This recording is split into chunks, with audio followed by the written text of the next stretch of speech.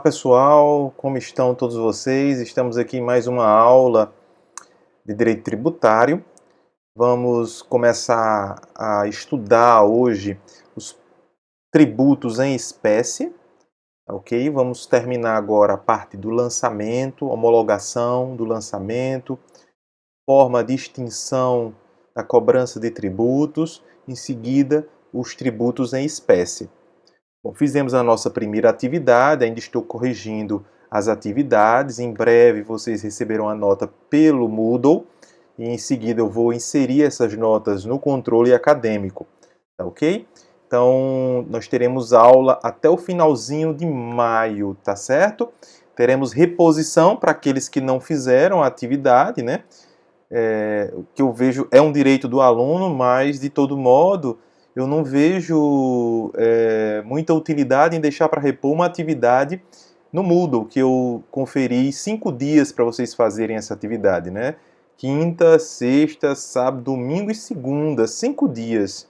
Então não tem sentido alguém deixar para reposição uma atividade com esse prazo para ser realizada. Mas tudo bem, se alguém deixou, terá a reposição da atividade, tá certo? Então, vamos observar hoje um pouco mais das características da homologação, formas de extinção e os tributos em espécie e nos encaminhamos para o final da nossa disciplina. Já passamos para mais da metade, 70% aí da nossa disciplina.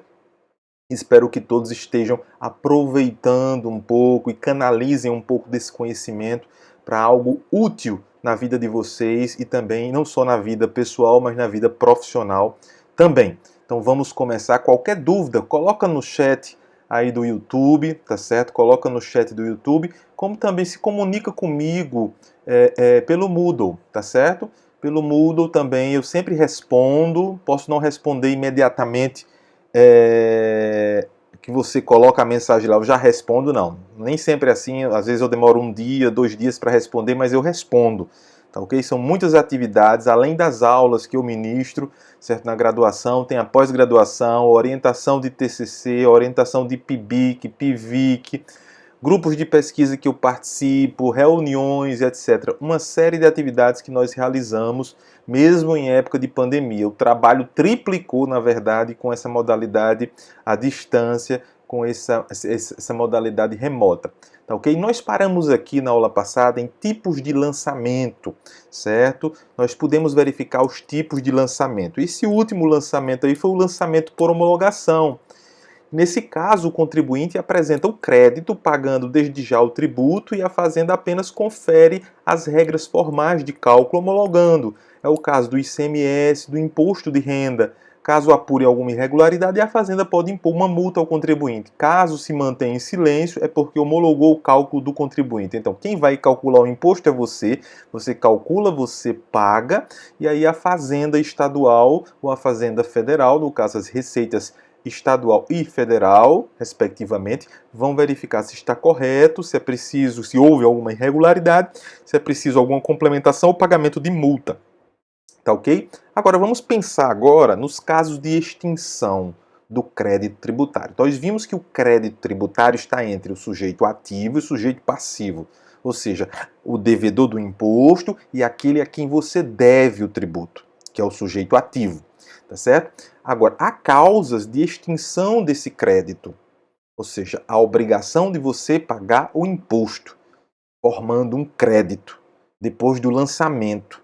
Então, extinguem o crédito tributário, certo? Que extingue a própria obrigação tributária, porque se extingue o crédito, extingue a obrigação, que é o nascedouro ali do crédito, tá certo? Atingindo um de seus elementos, que são sujeito ativo, passivo e o crédito tributário. Dessa forma, ao se eliminar um desses elementos, por consequência, desaparece a obrigação de pagar o tributo, tá certo? A sujeição do contribuinte. Essas causas são previstas em um rol taxativo, ou seja, obrigatório no artigo 156 do Código Tributário Nacional. Portanto, verificando-se o desaparecimento, a eliminação de um desses elementos, que é o sujeito ativo, o passivo e o crédito, a obrigação se extingue, portanto, o crédito. não faz mais sentido. Agora, eu tenho tipos de extinção, certo? Modalidades de extinção do crédito. Uma delas, a mais óbvia, é o pagamento. O pagamento. O pagamento extingue a obrigação, porque você pagou, você reconheceu a dívida. Pagou, efetivamente. Então não há o que discutir. A lei pode estabelecer um prazo genérico para o pagamento, por exemplo, de 30 dias após a notificação do lançamento. Por exemplo, o caso do IPTU. Né? Você geralmente tem 1 mês, 2 meses para pagar, ainda tem um desconto se pagar no prazo. Certo? Tudo isso aprovado em lei. Então, o pagamento deve ser em moeda corrente ou equivalente, por exemplo, em cheque. Um cheque. Não se usa mais isso. Se paga geralmente no banco, se paga diretamente no caixa ou no seu aplicativo. Então, hoje é bem mais prático. Isso aí advém de uma leitura ainda antiga do nosso Código Tributário Nacional. Nós temos também a possibilidade de remissão. Remissão significa perdão. Remissão é perdão, é dispensa. Só pode ser concedida pela autoridade administrativa para tanto expressamente autorizada por lei. Certo? É dispensa, só pode ser concedida pela autoridade administrativa para tanto expressamente autorizada por lei. É dispensa, só pode ser concedida pela autoridade administrativa para tanto. Então, a autoridade administrativa que foi delegada por lei para isso, vai perdoar, pode perdoar, certo? E expressamente autorizada por lei, princípio da legalidade. Pode também, embora não diga o CTN, ser concedida diretamente pela lei. A lei concede o perdão para aquelas e outras pessoas, fulano, beltrano, ciclano, pessoa física, pessoa jurídica. Né? Há a possibilidade também, existe a possibilidade de compensação. A compensação ocorre quando o contribuinte e o fisco têm entre si débitos e créditos. Contribuinte e o fisco, ou seja, sujeito ativo, sujeito passivo. O fisco representando o Estado. Ou seja, cada um é devedor e credor do outro, ainda que de valores distintos. Então, os valores são compensados, são cruzados e um compensa o outro, abatendo-se mutuamente na proporção do que cada um deve ao outro. Né? Primeiro, é preciso que os envolvidos, credores e devedores entre si, sejam as mesmas partes. Tá ok? E segundo, que ambos os créditos sejam liquidados de valor certo e determinado e que haja autorização legislativa para se compensar. Tem que ter autorização legal para que haja a compensação, cruzamento dessas dívidas e a compensação de uma em relação à outra. No âmbito privado isso é fácil, isso é tranquilo, mas no âmbito público precisa ter a autorização legal para este procedimento de compensação, tá ok? A transação também é uma forma de extinção do crédito tributário. Nós estamos falando aqui das formas de extinção do crédito tributário. Então, a transação é um acordo celebrado por meio de lei entre o fisco e o contribuinte. Quando se transaciona, significa, lato sensu, que há um acordo. Se está entabulando um acordo. Certo? A transação é um acordo celebrado por meio de lei entre o fisco, o Estado e o contribuinte. Diversamente do parcelamento do débito tributário que não exige lei, tá certo? A transação, para que ocorra, deve estar prevista legalmente. O acordo só pode ocorrer se houver autorização legal, mais uma vez dita aí. Nesse caso, a obrigação de pagar o tributo anteriormente existente desaparece, cedendo lugar a uma nova obrigação, com novos valores e datas. Há uma transação e que resulta dessa transação uma nova obrigação. A dívida não desaparece.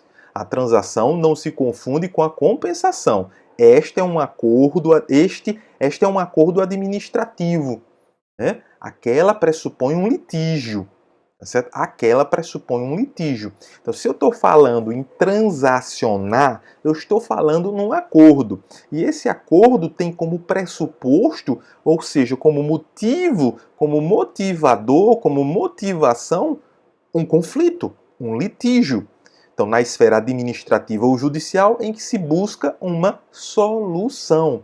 Portanto, a transação advém deste momento de conflito, deste momento conflituoso ou litigioso.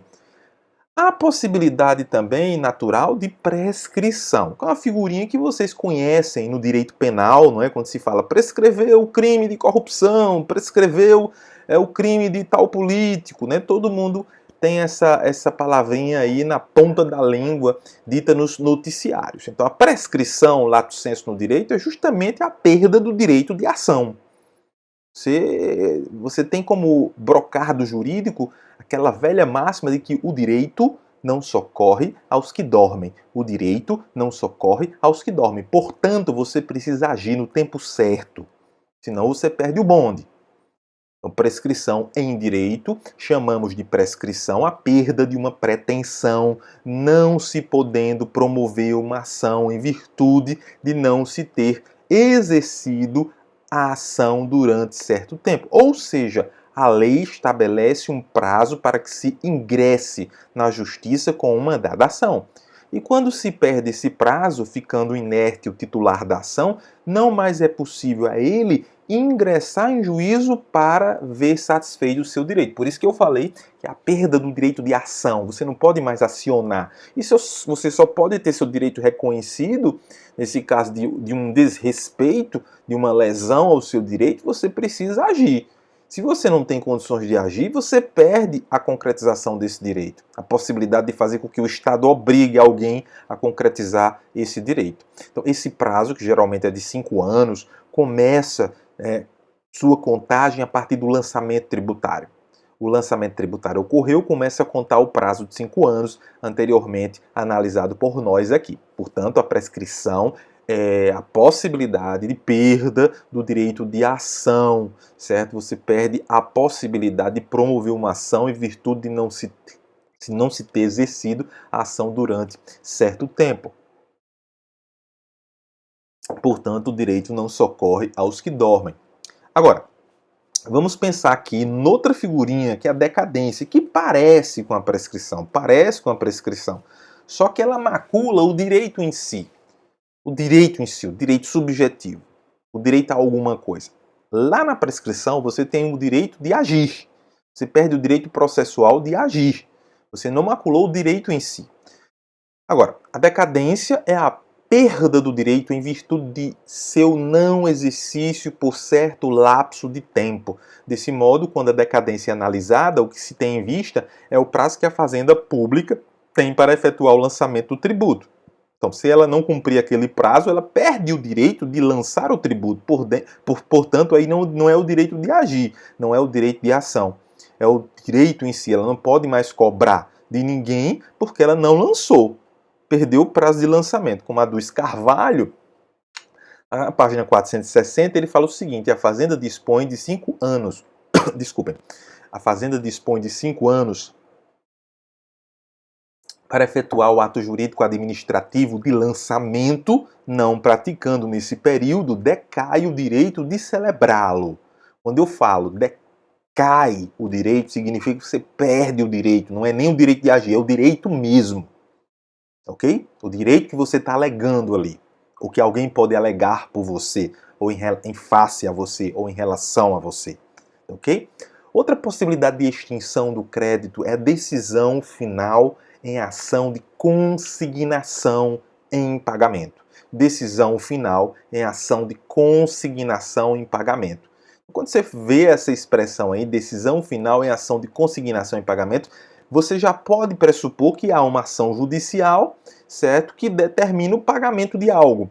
Então, a ação consiste em efetuar o depósito do valor correspondente ao tributo feito pelo contribuinte. Ocorre comumente em situações em que o Estado se recusa a receber o tributo, porque contesta o valor, contesta a alíquota aplicada, então o contribuinte o deposita em juízo para garantir, né? Porque o contribuinte argumenta que aquele valor está correto, tá certo? Outra possibilidade é a decisão judicial transitada em julgado. A decisão foi discutida a cobrança do tributo, certo? No âmbito judicial, chegou-se a uma sentença final, essa sentença transitou em julgado. O que é que significa isso? Significa que não há possibilidade de maiores recursos, não há mais possibilidade de nenhum recurso. Por isso que ela transitou em julgado. Houve o decurso de prazo para recorrer, certo? Não há mais possibilidade de recorrer. Perdeu-se o direito de recurso, porque o prazo decorreu. O prazo é peremptório, ele corre e ele não para. Então, é o caso de ser reconhecida em uma ação judicial a inexistência da obrigação de pagar o tributo. Passada em julgado significa decisão contra a qual não cabem mais quaisquer recursos, portanto, transitou em julgado. Outra possibilidade de extinção do crédito é a dação em pagamento. O que é a dação em pagamento? Quando você vê aí a expressão dação, vem de dar. Você está concedendo, dando algo para alguma coisa ser realizado para alguém. Dação em pagamento em bens imóveis. Então, eu suponho que aí eu estou dando para pagamento bens imóveis. A dação em pagamento em bens imóveis é outra forma de extinguir a obrigação tributária. Ela ocorre quando o contribuinte direciona ou entrega imóveis de sua propriedade para o pagamento do débito tributário nos termos autorizados por lei. A lei permite, você pode dar imóveis para o pagamento do tributo sem nenhum problema. Trata-se de modalidade ainda não regulamentada e, portanto, não utilizada pelos contribuintes. Tá ok? Então, vamos começar agora a falar dos impostos ou das modalidades de tributação por espécie. A primeira espécie é uma espécie polêmica, envolta em muitas discussões. Agora, neste momento de pandemia, veio novamente com força total à tona essa discussão. Porque, vejamos, falemos um pouco do aspecto social. É importante, uma vez que eu estou aqui sempre pregando para vocês que a tributação tem como condão não confiscar bens do cidadão, mas fazer com que ele contribua para que os serviços sejam realizados efetivamente com qualidade e presteza. Você paga, mas você quer de volta aquele pagamento. Não em dinheiro, mas em serviços. Ok? É isso que a gente espera. Mas também a tributação ela serve também para uma distributividade. Um processo de distributividade, que vocês inclusive responderam uma questão da atividade colocando como uma das características da tributação a distributividade, ou seja, a possibilidade de você redistribuir renda de quem tem mais para quem tem menos, um aspecto de Robin Hood legalizado. Você tira de quem tem mais para quem tem menos. Então, esse é um processo de redistribuição de renda, através de distribuição com renda direta, como é o Bolsa Família, certo? Ou através da concessão de serviços, como é o caso do SUS, como é o caso da educação pública, seja ela fundamental ou superior. Isso é redistribuição, isso é justiça tributária. Agora, pensemos no contexto mundial. Este momento de pandemia nos chamou a atenção para essa questão, novamente. A situação do mundo é difícil, não só no Brasil, mas no mundo inteiro. Difícil por quê? Porque há quem tenha muito dinheiro e há quem tem pouquíssimo dinheiro ou nenhum dinheiro. E passa fome, está abaixo da linha da pobreza. Isso é inconcebível num mundo tão rico, num mundo cheio de milionários, bilionários, trilhardários. É preciso rediscutir esse pacto. A necessidade de se redistribuir renda. Fala-se muito que, não, se você institucionalizar o imposto sobre grandes fortunas, o IGF, você vai afugentar brasileiros ricos que geram empregos ou estrangeiros ricos que querem investir no país. Pode acontecer, isso é fato. Isso pode ser digamos, um efeito, né? Um efeito de um IGF, do Imposto sobre Grandes Fortunas. É fato. Mas não é justo que quem tenha muito mais pague quase nada. E quem tem muito menos pague quase tudo. Entendem? Isso é uma questão de justiça, de exemplo. é uma questão pedagógica, certo? É uma questão de solidariedade no mundo. Essa solidariedade, essa liga que nos liga, sendo repetitivo, que nos interliga como cidadãos do mundo, é a solidariedade. E essa solidariedade vem se perdendo com o tempo. E isso vem sendo caracterizado com o egoísmo crescente das pessoas mais ricas, que têm seus recursos e não admitem compartilhar e querem sempre investir em paraísos fiscais onde sua fortuna não será tributada. Isso é um absurdo. Quem ganha mais, muito mais, tem que pagar mais, muito mais. Não é justo a forma como está posta, oposto, na verdade, o sistema tributário. Então, no artigo 153 da Constituição Federal, está lá, compete à União instituir impostos sobre, primeiro, importação, tarará, tarará, tarará, até chegar o inciso 7º, grandes fortunas, nos termos de lei complementar. Vejam vocês como é capciosa a leitura desse artigo 153 e a gente percebe o lobby dos grandes financiadores da política brasileira, até mesmo dos políticos que são milionários. São muitos políticos que são milionários, milionários que têm uma posição na política. Nem precisam, mas estão na política, talvez para conseguir algum benefício para suas empresas ou para as empresas dos colegas. Enfim, então, a política não é algo para que faz parte de um ideal, mas faz parte de uma estratégia de sobrevivência e de multiplicação do seu pão. Então tá lá, grandes fortunas nos termos de lei complementar. Não existe isso em nenhum inciso desse. Tá lá, criar imposto de produtos estrangeiros, exportação para o exterior de produtos nacionais ou nacionalizados, renda e proventos de qualquer natureza, produtos industrializados, operações de crédito, câmbio e seguro ou relativas a títulos ou valores mobiliários, aliás, propriedade territorial rural. Aí tá lá, grandes fortunas nos termos de lei complementar. Primeira crítica. Você subordina a existência do imposto, do IGF, do Imposto sobre Grandes Fortunas, a uma lei complementar. Até hoje essa lei não foi aprovada. Até hoje o Imposto sobre Grandes Fortunas não foi aprovado. Por que será? Por que será? Deixo essa pergunta para vocês. Ela é bastante incômoda para a elite mundial. Porque tem havido um lobby planetário para esse imposto ser extinto em várias nações. E tem sido extinto em diversas nações. Diversas nações têm acabado com o imposto sobre grandes fortunas. Por quê? Porque é um lobby de quem tem dinheiro. Tá certo? Tá lá, uma das notícias que nós vimos hoje na imprensa, que vimos nesses dias na imprensa, projeto cria imposto sobre grandes fortunas com a alíquota de 2.000%. Uma notícia de 2020. Mas esse projeto está tramitando lá. Será que vai ter sucesso? Penso que não. Tem a reforma tributária aí. Vamos ver se isso vai para frente. Isso faz parte de uma reforma tributária séria. Senadores pedem votação de proposta para taxar grandes fortunas. 14/4/2020. Ok? Argentina aprova imposto sobre grandes fortunas para financiar a luta contra o coronavírus. Iniciativa oficial impõe a alíquota de até 3,5% a fortunas declaradas equivalentes a mais de 13 milhões de reais.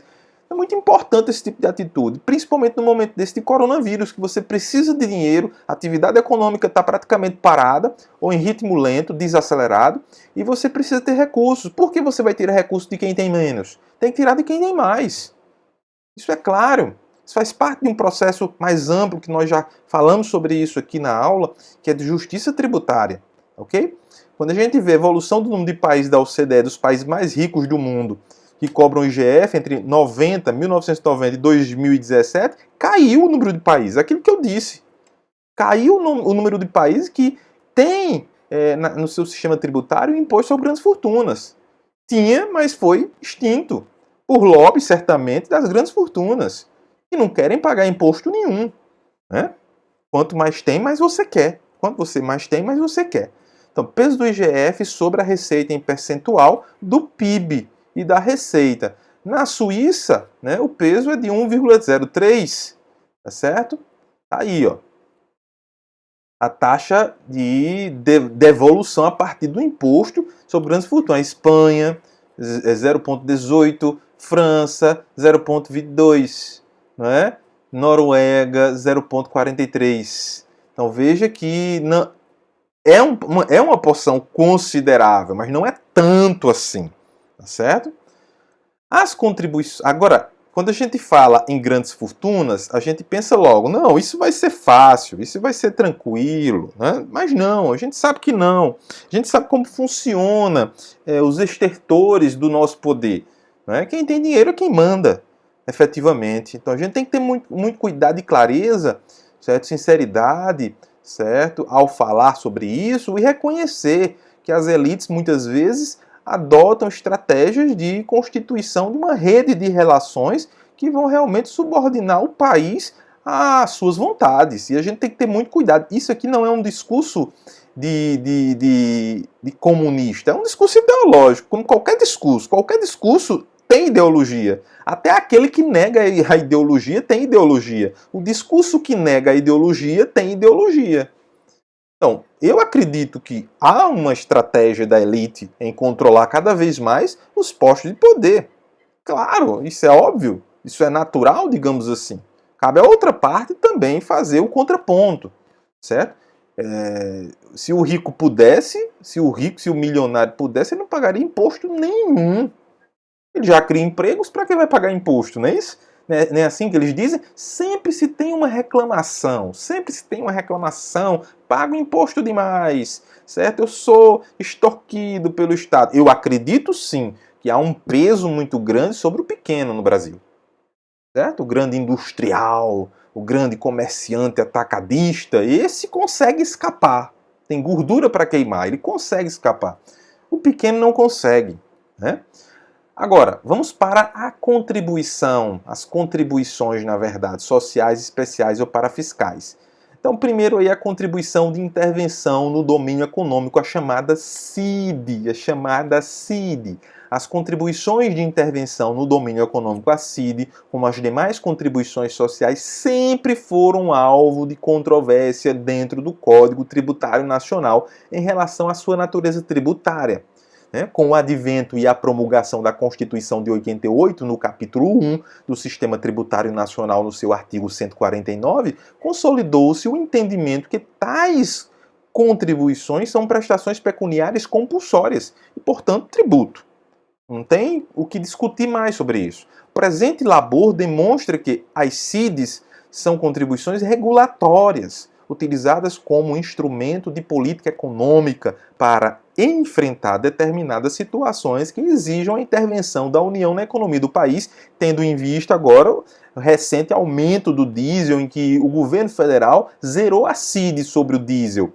Zerou a CID, sem precisar respeitar os princípios do direito tributário que nós já discutimos aqui, porque é um tributo regulatório. Né? São enfocadas a CID sobre royalties e a CID sobre combustíveis. Está com maior ênfase pela sua importância no contexto atual dos royalties, adquiridos pela mineração ou pela extração de petróleo, certo? E os combustíveis que nos atingem diretamente no dia a dia, no nosso cotidiano. Tá certo? O regime econômico e financeiro adotado pela Carta Magna de 88 encontra-se explícito em um capítulo específico e traz a saber no artigo 170 a ordem econômica fundada na valorização do trabalho e livre iniciativa. Tem por fim assegurar a todos a existência digna conforme os ditames da justiça social. Está aí o suporte para a fundamentação principiológica da CID. Então, a contribuição de intervenção no domínio econômico, espécie de contribuição especial parafiscal, porque tem esse cunho regulatório, possui como característica primordial sua vinculação a uma necessidade constitucional determinada.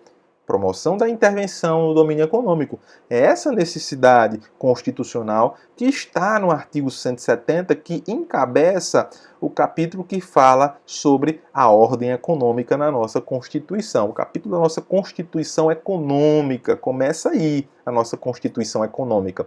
Então, a contribuição de intervenção no domínio econômico, espécie de contribuição especial ou parafiscal, possui como característica primordial sua vinculação a uma necessidade constitucional determinada, promoção da intervenção no domínio econômico. As CIDs são contribuições regulatórias utilizadas como instrumento de política econômica para enfrentar determinadas situações que exijam a intervenção da União na economia do país. É um gatilho, é uma carta na manga que o governo possui, tá certo? Que o nosso ordenamento jurídico nos dá. A contribuição de intervenção no domínio econômico, a CID, deve respeitar a livre iniciativa, a livre concorrência, previsto lá no capítulo sobre a economia no país, né, da ordem econômica, e o planejamento meramente indicativo para o setor privado. Então, a livre concorrência deve ser respeitada, a livre iniciativa e o planejamento meramente indicativo, ou seja, o governo não manda na iniciativa privada, mas conduz no sentido de dizer, olha, é necessário, nós indicamos, nós recomendamos que siga por aqui. Há um planejamento indutivo, como se percebe, sendo a contribuição de intervenção no domínio econômico instrumento de planejamento econômico, não pode ser utilizada de forma determinante para o setor privado. Certo? É um indicador, é um indicativo, digamos assim.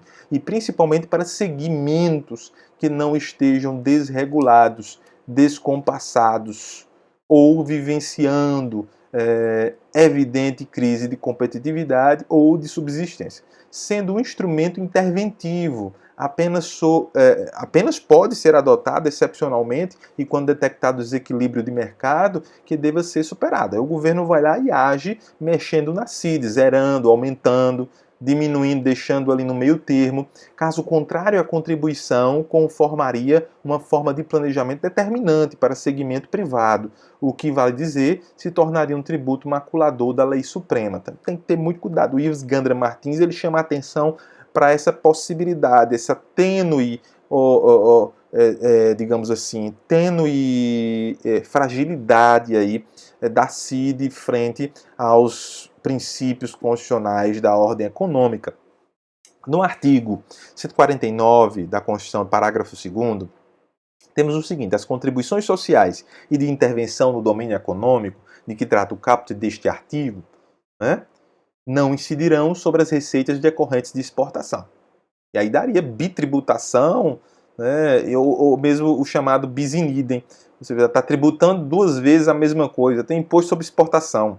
Incidirão também sobre a importação, conforme o caput deste artigo, incidirão também sobre a importação de produtos estrangeiros ou serviços. Né? Poderão ter alíquotas ad valorem, ou seja, de acordo com o valor, tendo por base o faturamento, a receita bruta, o valor da operação e, no caso de importação, o valor aduaneiro, o valor estabelecido em lei. Tá ok?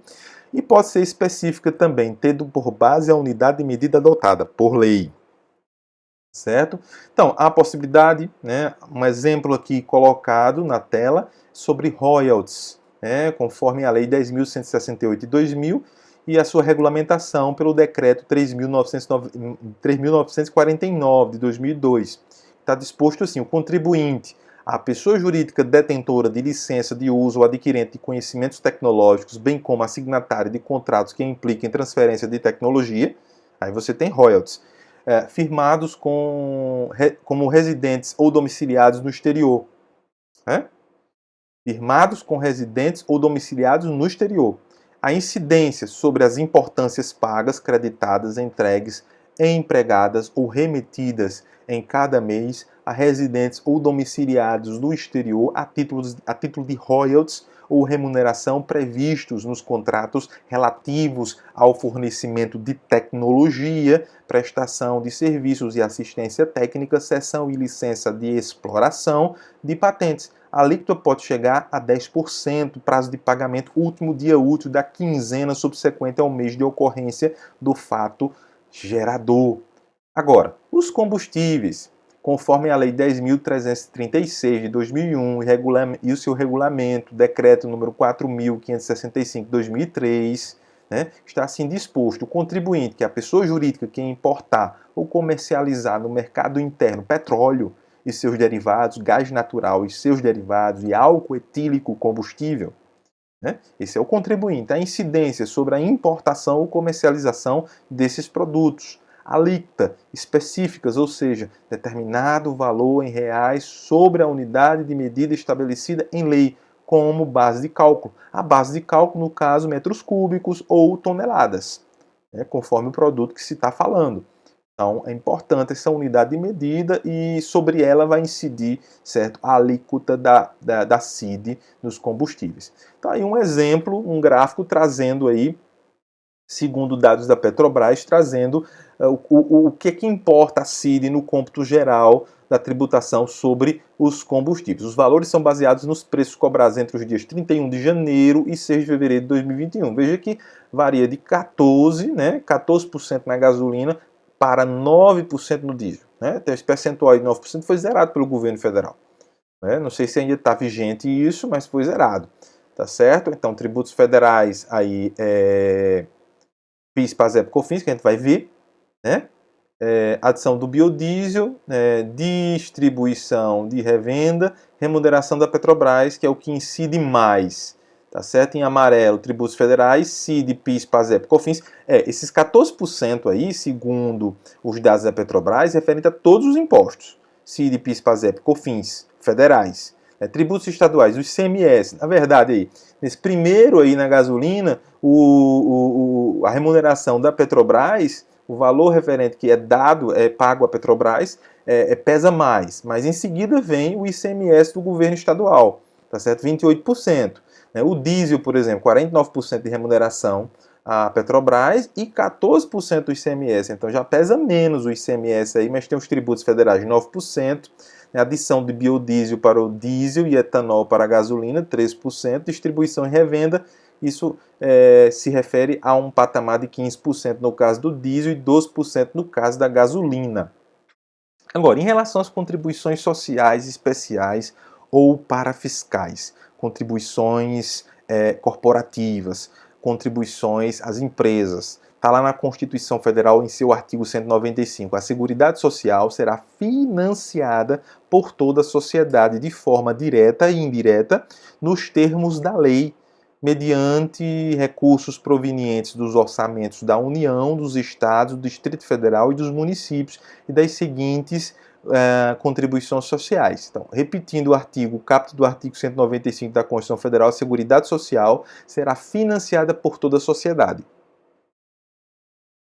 Isso aí é o princípio da solidariedade, de forma direta e indireta, nos termos da lei, mediante recursos provenientes dos orçamentos da União, dos Estados, do Distrito Federal e dos municípios e das seguintes contribuições sociais: do empregador, no inciso primeiro, da empresa e da entidade a ela equiparada na forma da lei, incidente sobre a folha de salários e demais rendimentos do trabalho pagos ou creditados a qualquer título a pessoa física que lhe preste serviço, mesmo sem vínculo empregatício. Na letra B, você tem a receita ou o faturamento. E na C, você tem o lucro. Tá ok? O artigo 240 fala o seguinte: ficam ressalvadas do disposto no artigo 195 as atuais contribuições compulsórias dos empregadores sobre a folha de salários, destinadas às entidades privadas de serviço social e de formação profissional vinculadas ao sistema sindical, né? Aquelas que, por acaso, fazem treinamento, capacitação desses empregados, tá ok? O sistema S, que todo mundo conhece, SESI, SES, SENAI, SEBRAE e outros, né, são espécies de paraestatais, né, as empresas públicas, sociedades de economia mista e os serviços sociais autônomos. As entidades paraestatais são autônomas, administrativa e financeiramente, têm patrimônio próprio e operam em regime de iniciativa particular, são privadas, na forma de seus estatutos.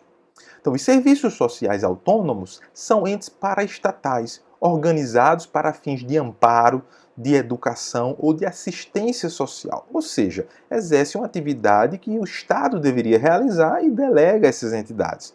Comunitária ou restrita a determinadas categorias profissionais ou com patrimônio e renda próprios, que no caso da União pode ser auferida por contribuições parafiscais, tudo obedecendo a parâmetros constitutivos instituídos por lei, né, que lhes confere delegação legal, né, através da lei, consequentemente, no campo do ordenamento social e do fomento público.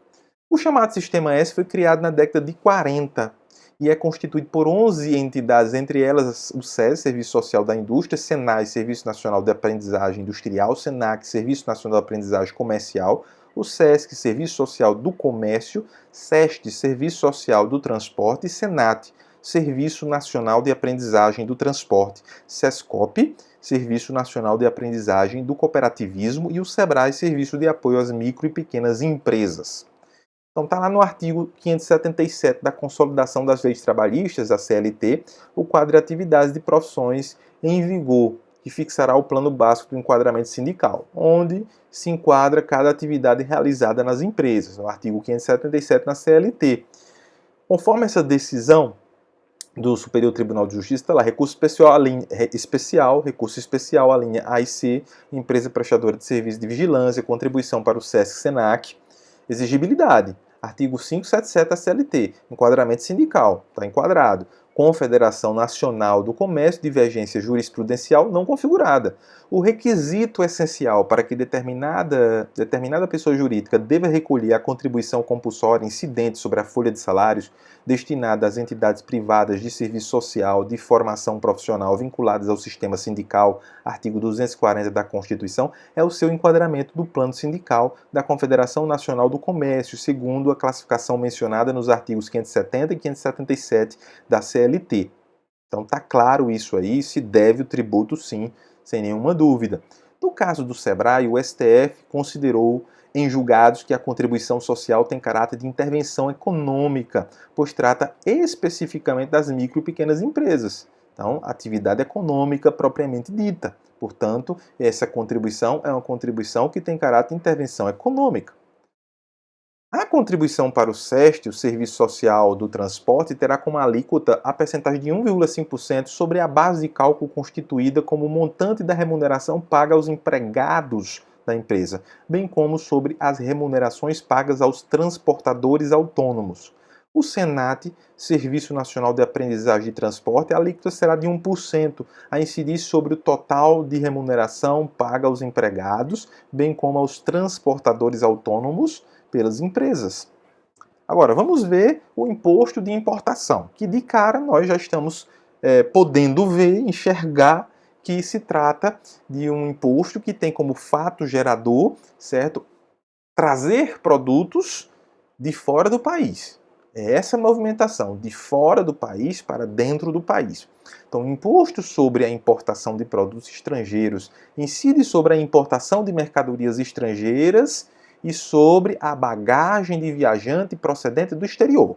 No caso de mercadorias estrangeiras, a base de cálculo é o valor aduaneiro e a alíquota está indicada na tarifa externa comum. Veja, para quem viaja para o exterior, tem sempre um valor de tolerância, né, previsto em norma do Sistema de Comércio Exterior, certo? Vinculada à Receita Federal, que estabelece a alíquota e esse limite, onde você pode comprar e não ser tributado, certo? A quantidade de produtos, de eletrônicos, né? Ou seja, celular e computador, que são os mais cobiçados, né? No caso da bagagem, a base de cálculo é o valor dos bens que ultrapassa a cota de isenção e a alíquota é de 50%. Então veja só, então, se eu tenho um limite aí de isenção de $500, ou seja, eu posso comprar até $500, posso comprar um computador e posso comprar um celular para uso pessoal. Se eu comprar mais de um computador, mais de um celular, o que excedeu, certo, essa quantidade de bens e o que excedeu em face dos $500, eu vou ter que pagar um imposto de 50% incidindo sobre esse excedente, tá ok? Então a taxa é alta. Não se aplica o princípio da anterioridade, porque esse imposto de importação ele também tem um caráter de regulação. De regulação. Regulação e de, digamos assim, normalização das nossas relações comerciais com o estrangeiro, de modo que o câmbio ele interfira, mas ele não interfira tanto. E aí a gente possa adequar, certo, essa relação com o comércio estrangeiro conforme a alíquota que a gente aplique. A gente vai aplicar a alíquota conforme aquele contexto naquele momento, porque por isso que não se aplica o princípio da anterioridade, tá ok? Imposto de importação ainda é um imposto de competência da União sobre a importação de produtos estrangeiros que tem como fato gerador a entrada destes no território nacional. Tem como contribuinte o importador ou quem a lei equiparar, a ele equiparar, o arrematante de produtos apreendidos ou abandonados. O Poder Executivo pode, nas condições e nos limites estabelecidos em lei, alterar as alíquotas ou as bases de cálculo do imposto, a fim de ajustá-lo aos objetivos da política cambial e do comércio exterior, que eu falei agora há pouco. Certo? Por isso que é um imposto de regulação. Ele não tem finalidade arrecadatória exclusivamente. O Código Tributário Nacional, lá no artigo 19, fala o seguinte: o imposto de competência da União sobre a importação de produtos estrangeiros tem como fato gerador a entrada destes no território nacional, esse movimento de fora para dentro. O artigo 20, a base de cálculo do imposto é quando a alíquota seja específica à unidade de medida adotada pela lei tributária. A lei estabelece a unidade de medida. O 2, quando a alíquota seja ad valorem, ou seja, sobre o valor, o preço normal que o produto ou seu similar alcançaria ao tempo da importação em uma venda em condições de livre concorrência, normal, para a entrega do produto ou lugar de entrada do produto no país. 3, quando se trate de produto apreendido ou abandonado, levado a leilão, o preço da arrematação. Aí é calculado lá na arrematação. O artigo 21. O Poder Executivo pode, nas condições e nos limites estabelecidos em lei, alterar as alíquotas ou as bases de cálculo do imposto a fim de ajustá-lo aos objetivos da política cambial e do comércio exterior. Artigo 22. Contribuinte do imposto é o importador, a quem a lei a ele equiparar, o arrematante de produtos apreendidos ou abandonados. Entendem que quando entra um produto, esse produto é apreendido, depois é disposto para leilão, quem vai pagar é o arrematante, porque ali vai ser recolhido o imposto sobre importação. Que ali o produto está sendo legalizado no Brasil, ele foi vendido em leilão, certo? E você está arrematando, e você vai ter que pagar o imposto agora, tá certo? É considerada extrafiscal em sua função, há uma função de extrafiscalidade sobre o imposto de importação, pois ele é regulado não por motivos de arrecadação, mas por razões de política econômica, consistindo em um importante instrumento para esta regulação e por isso mesmo sua alíquota pode ser alterada por decreto presidencial, ok? Não incidindo o princípio da legalidade nem anterioridade. Um dos principais motivos da extrafiscalidade do imposto de importação é proteger os produtos nacionais da concorrência dos produtos estrangeiros. Então temos que ter o Ministério da Economia atento a essa movimentação pendular, né? O Poder Executivo é o ente competente para a alteração das alíquotas do imposto em comento, conforme Constituição. Em seu artigo 153, parágrafo 1º, dispositivo este que ainda estabelece que serão respeitadas condições e limites da lei. A lei editada para a regulação destas condições e limites é a Lei 3.244 de 57, conforme Lei nº 8.085 de 90, a qual preleciona o que segue. Artigo 3º. Poderá ser alterada dentro dos limites máximo e mínimo do respectivo capítulo a alíquota relativa a produto cujo nível tarifário venha a se revelar insuficiente ou excessivo ou adequado ao cumprimento dos objetivos da tarifa, cuja produção interna for de interesse fundamental estimular. Então, eu não quero que o produto similar que eu vou produzir aqui entre e gere concorrência desleal com o meu produto. Ou gere até mesmo um dumping, né? Então, o produto entra no país e vai derrubar o produto do país, tá certo?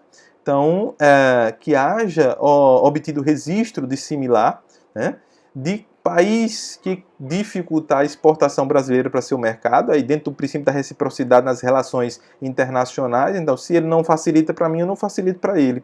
Ouvido previamente o Ministério das Relações Exteriores.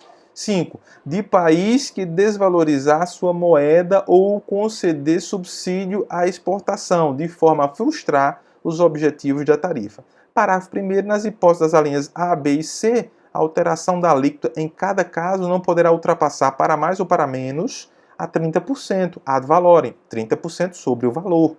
Parágrafo 2º. Na ocorrência de dumping, a alíquota poderá ser elevada até o limite capaz de neutralizá-lo. Ou seja, o que é o dumping? É importante isso ser explicado. Dumping é quando um fornecedor ele quer derrubar os produtos internos de determinado país, então ele entra com um produto que não tem quem concorra, certo? Então ele cerca de todos os lados o produto nacional não tem condições de sobrevivência. E aí o Brasil tem a possibilidade, através do seu governo, de alterar essa alíquota até o limite capaz de neutralizar o dumping. Então isso vai ser visto, vai ser analisado de forma bastante cuidadosa, de modo que você tenha uma alíquota razoável que possa ser aplicado e impedir o dumping. O órgão competente para fixar as alíquotas de importação, bem como de exportação, é a Câmara de Comércio Exterior, a CAMEX, órgão integrante do Conselho de Governo e é presidido pelo Ministro de Desenvolvimento da Indústria e Comércio Exterior, além da participação de outros ministérios, como o da Casa Civil, Relações Exteriores, da Fazenda, da Agricultura, Pecuária, Abastecimento, do Planejamento, Orçamento e Gestão. Veja que Planejamento, Orçamento e Gestão, Ministério da Economia estão juntos no ministério só agora, tá certo? Então teve essa mudança agora ministerial a partir do governo atual. Então, essa tabela demonstra justamente o peso do imposto de importação sobre os demais, né, em relação aos demais. Então não é um imposto mais alto, não é um imposto. Sobre serviço 0,3, sobre indústria e transformação é o maior percentual de impacto, 4,3, depois comércio 3,5, depois SISUP, né, 0,3, né, construção 0,2, agropecuária 1,4, ok?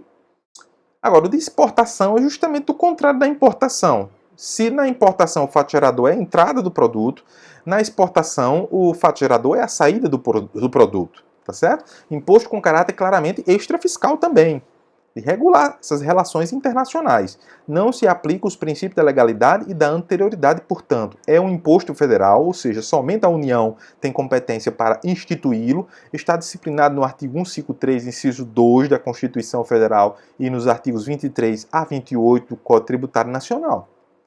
Certo? O imposto de exportação está lá no artigo 23, é um imposto de competência da União sobre a exportação para o estrangeiro de produtos nacionais ou nacionalizados, tem como fato gerador a saída destes do território nacional. No artigo 24, a base de cálculo do imposto é quando a alíquota seja específica, a unidade de medida adotada pela lei tributária. O mesmo sistema do imposto de importação, só que para exportação agora. Nesse caso, a unidade de medida estabelecida em lei.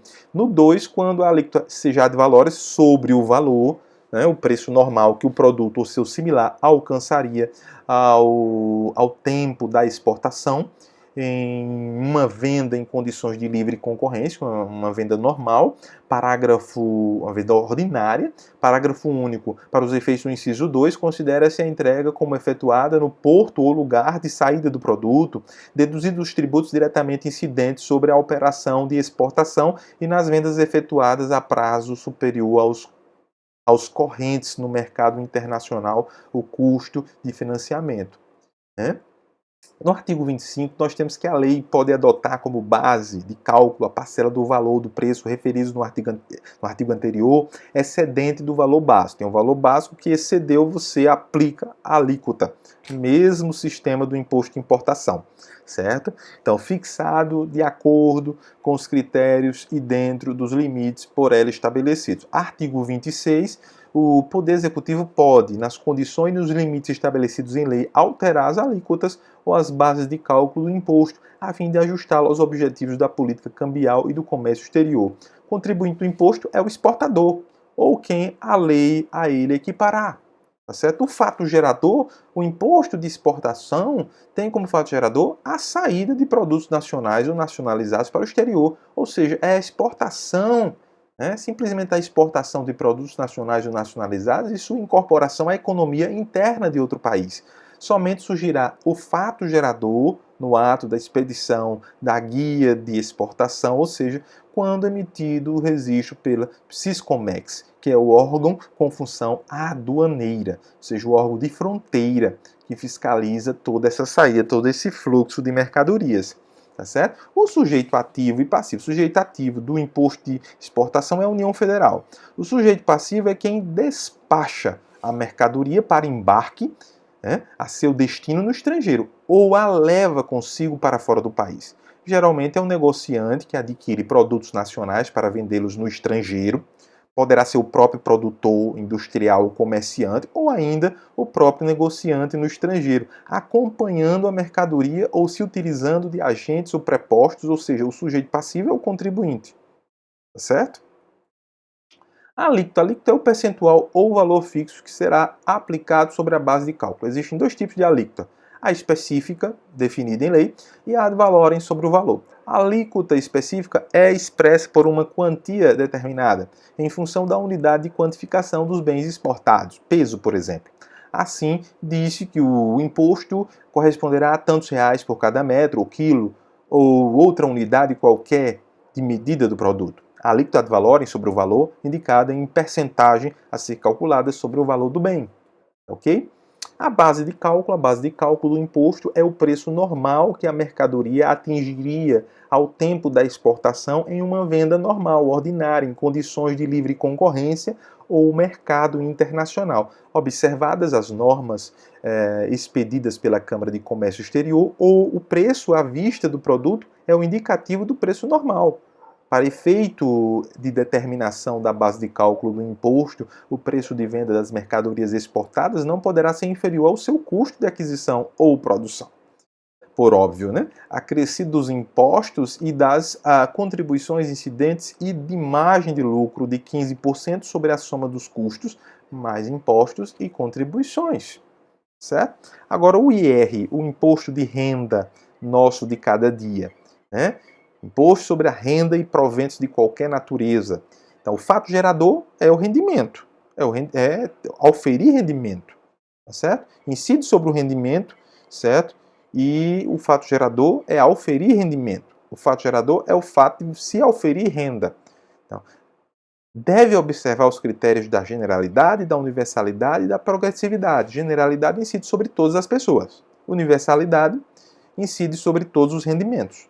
Progressividade, existência de alíquotas diferenciadas conforme os rendimentos. Quando for caracterizada indenização, não tem acréscimo patrimonial, portanto não incide o IR. Você ganhou uma indenização no judiciário, ganhou uma indenização qualquer, ali não se configura acréscimo ao patrimônio. Você está recompondo o patrimônio que já foi tributado, tá ok? Então o STJ já decidiu que por não ser e não ter caráter indenizatório, incide IR sobre o adicional de 1/3 sobre férias gozadas, adicional noturno, complementação temporária de proventos, 13º salário, gratificação de produtividade, gratificação por liberalidade da empresa, paga por ocasião da extinção do contrato de trabalho, compensação pecuniária decorrente de acordo coletivo que estabeleceu a renúncia quanto à jornada de trabalho, ok? As verbas recebidas a título de bolsa de estudo para participação em curso de formação de delegado, quando o participante pode optar pela percepção do vencimento e das vantagens de seu cargo efetivo em substituição ao auxílio financeiro, por exemplo, que não se adequa e não se aplica às bolsas de estudo nacionais e internacionais, nesse caso não são tributadas. Verba indenizatória referente a dano moral, né? Tá certo? Por não ter caráter indenizatório, vai incidir sobre ela. Segundo o STJ, o Superior Tribunal de Justiça, para a configuração da incidência do IR, é preciso apresentar acréscimo patrimonial. A anterioridade não se aplica nesse caso, tá ok? E mais? Tem mais aqui. O STJ já decidiu que, por ter caráter indenizatório, não incide o IR. Aqui incide, aqui não incide. Tá certo? Não incide o IR sobre o abono de parcela de férias não gozadas por necessidade de serviço, licença prêmio não gozada por necessidade de serviço, férias não gozadas, indenizadas na vigência do contrato de trabalho, bem como as licenças prêmio convertidas em pecúnia né? Sendo prescindível se ocorreram ou não por necessidade do serviço, férias não gozadas, licença-prêmio convertidas em pecúnia relevante, se decorreram ou não por necessidade de serviço, férias proporcionais respectivos adicionais de 1/3 sobre as férias, gratificação de plano de demissão voluntário PDV, todos recebidos por ocasião da extinção do contrato de trabalho. Auxílio condução pago aos oficiais de justiça pela utilização de veículo próprio para o exercício de suas atribuições, tá ok? Afinal, ele está tirando do patrimônio dele para servir ao Estado. Então, segundo o STJ, para a configuração da incidência do IR, é preciso apresentar acréscimo patrimonial, porque o fato gerador é auferir renda. A anterioridade não se aplica. Então, na próxima aula, continuaremos com o imposto sobre produtos industrializados, tá ok? Ok? Alguma dúvida, pessoal? Alguma dúvida que vocês tenham? Eu possa tirar, deixa aí no chat. Deixa no chat aí no YouTube ou deixa lá na caixinha de diálogo do Moodle, tá certo? Deixa lá que eu respondo, tá certo? Em breve teremos um encontro síncrono, ao vivo, e a gente vai poder conversar mais sobre isso. Mas qualquer dúvida, já coloca que eu tiro essa dúvida. E vou colocando as notas ao longo dessa semana, certo? Paulatinamente, à medida que eu for corrigindo. Ok, gente, um abraço, bom final de semana para vocês, tá certo? Fiquem atentos aí, cuidado em relação a esse vírus ainda, fiquem em paz, tá certo? Com Deus e até a próxima aula.